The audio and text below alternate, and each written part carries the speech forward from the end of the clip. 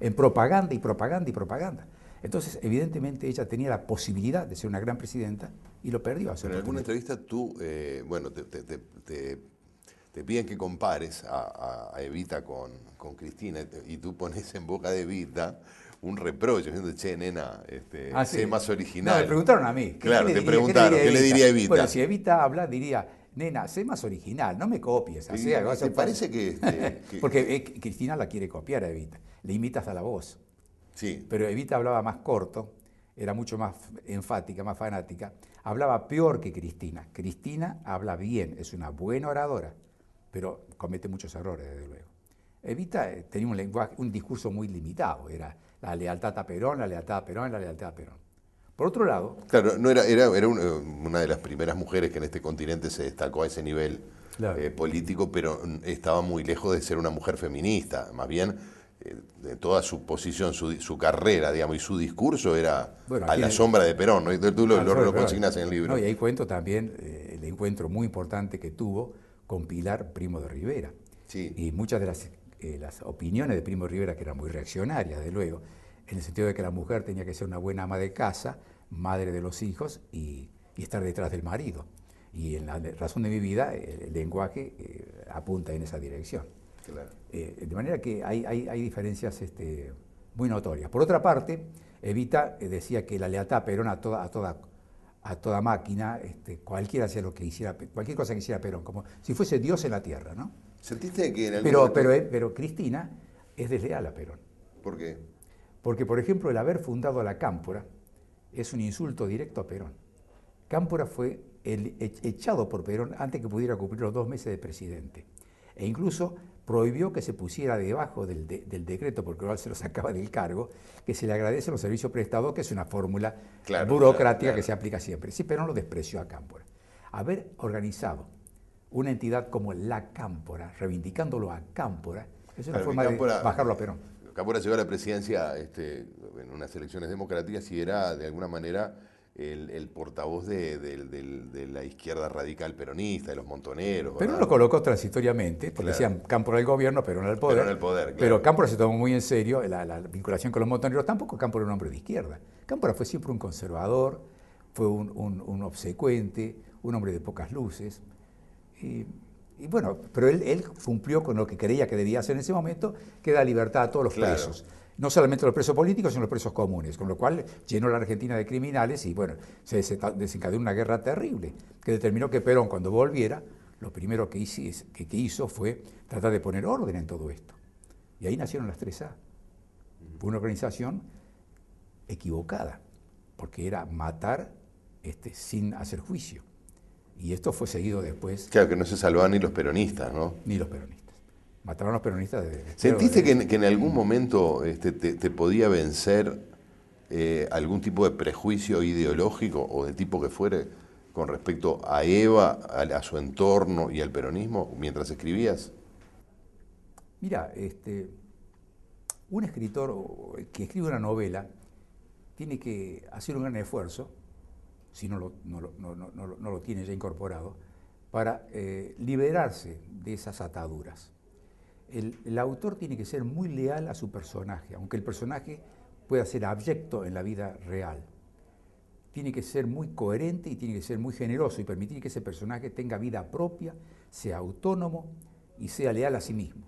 Entonces ahí uno lo dibuja tratando de que ese personaje tenga realmente vida. Entonces ahí yo a Eva la traté de ponerla en vida, de humanizarla, es decir, sacarla del mito, que el mito es reduccionista, elemental, quita colores, quita matices, y hacerla humana. Y como ser humano es un ser contradictorio, un ser con matices, con momentos buenos, momentos malos. Entonces, a mí no me costó eso. Mis posiciones políticas en cierta forma no gravitaron acá, a pesar de que yo siempre detesté las dictaduras, detesté la persecución política, detesté que se pongan freno a la libertad de expresión. Eso a mí me desagradó. Yo me acuerdo que iba al colegio secundario cuando murió Evita, y a todos los profesores le obligaban a usar una cinta negra en la solapa. Y el profesor que no ponía una cinta negra en la manga del Sí. saco era expulsado, sin vuelta. Entonces, esto a mí me quedó como un recuerdo muy negativo. Pero sin embargo, aquí en el libro evité todo eso. Evité. De hecho, repasando parte, al menos de tu extensa bibliografía, uno percibe que la política cruza prácticamente todos tus libros. Lo que no son manifiestamente políticos, están cruzados por lo político. Recordaba antes de empezar a grabar que la última vez que nos vimos fue cuando tú viniste a presentar La Matriz del Infierno. Esa historia de amor entre una joven judía y un joven cristiano que terminan yendo a Alemania a radicarse en los años en que el nazismo comienza a tomar fuerza, ¿no? Y bueno, con algún episodio también en el relato en la propia Argentina. Es obviamente una constante en tu literatura. Es constante, está presente, es cierto. ¿De dónde viene? Mira, parece un psicoanálisis. Pero, no, es tú sos un hombre que también ocasionalmente ha tenido un cargo político, aunque no te has dedicado principalmente a la política, ¿no? Es curioso, ¿no?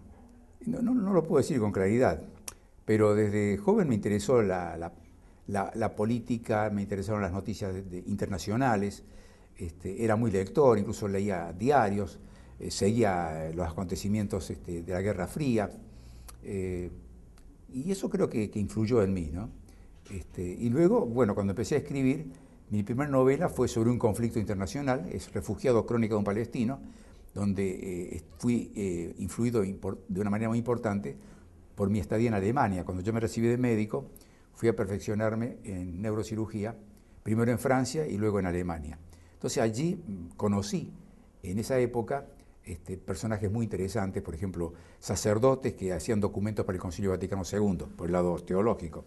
Me encontraba con estudiantes africanos que venían con las ropas coloridas de sus países de origen. Discúlpame, ¿de qué época me estás hablando? 1960, 60, 61, 62, era la época que se independizaban los países africanos, tanto del mandato del imperio francés, colonial francés, como del colonialismo inglés. Y me sorprendió porque yo me reunía con estos africanos que me sorprendían por el aspecto pintoresco que tenían y hablaban muy bien francés, con ellos me entendía francés, y me demostraban conocer mucho la historia de América Latina. Y yo me asombraba, le decía, pero ustedes saben mucho de América Latina, ¿por qué? ¿De dónde? Dice, bueno, nosotros estudiamos mucho la historia de América Latina para no repetir sus errores. Y yo eso lo recuerdo yo diciendo, caramba. Muy bien no le fue, ¿no? No bien no le fue. Te digo que muchos de estos estudiantes tenían cicatrices en la cara de su iniciación en los ritos religiosos de África. Y eran hijos de los caudillos africanos que llevaron la independencia de África. Pero poco a poco, rapidísimamente, se desviaron hacia las dictaduras. Y lo que hicieron en África, guerras y guerras y guerrillas y asesinatos, crímenes, cuando decían que estudiaban para no repetir la América Latina, pero lo repitieron. Porque efectivamente América Latina, cuando se independizó de España al principio, era todo un caos, guerra por todos lados. La guerra de la independencia, pero después guerras civiles, pero que duraron casi medio siglo. Y África parecía que quería superar eso y no lo superó nada.